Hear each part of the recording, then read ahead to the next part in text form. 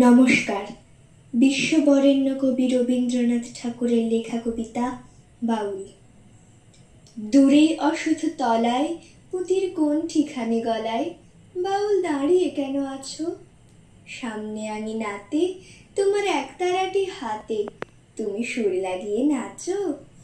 পথে করতে খেলা, আমার কখন হলো বেলা, আমায় শাস্তি দিল তাই। ইচ্ছে কোথায় নাবি, কিন্তু ঘরে বন্ধ চাবি, আমার বেরুতে পথ নাই। বাড়ি ফেরার তরে তোমায় কেউ না তাড়া করে, তোমার নাই কোনো পাঠশালা।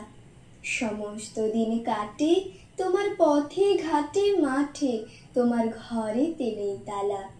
তাই তো তোমার নাচে আমার প্রাণ যেন ভাই বাঁচে, আমার মন যেন পায় ছুটি। ওগো তোমার নাচে যেন ঢেউয়ের দোলা আছে, ঝড়ে গাছেরই লুটোপুটি।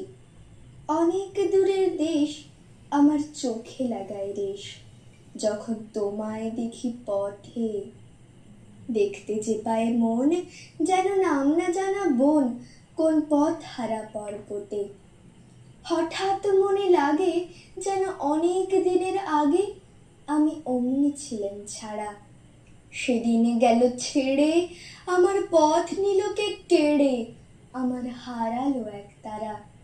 কে নিল গো টেনে আমার পাঠশালাতে এনে, আমার এলো গুরু মশাই। মন সদা যার চলে যত ঘর ছাড়াদের দলে, তারে ঘরে কেন বসাই? কত আমায় ভাই তোমার গুরু মশাই নাই। আমি যখন দেখি ভেবে বুঝতে পারি খাঁটি, তোমার বুকের একতারাটি তোমায় ওই তো পড়া দেবে। তোমার কানে কানে ওরি গুনগুনানি গানে, তোমায় কোন কথা যে কয় সব কি তুমি বোঝো? তারই মানে যেন খোঁজো কেবল ফিরে ভুবনময়। ওরই কাছে বুঝি আছে তোমার নাচের পুঁজি, তোমার খ্যাপা পায়ের ছুটি।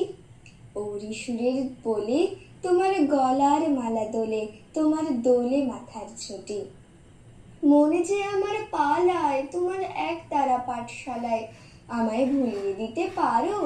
নেবে আমায় সাথে এসব পণ্ডিতেরই হাতে, আমায় কেন সবাই মারো?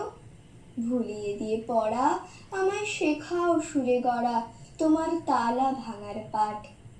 আর কিছু না চাই যেন আকাশখানা পাই, আর পালিয়ে যাবার মাঠ। দূরে কেন আছো দ্বারের আগল ধরে নাচো বাউল, আমারই এই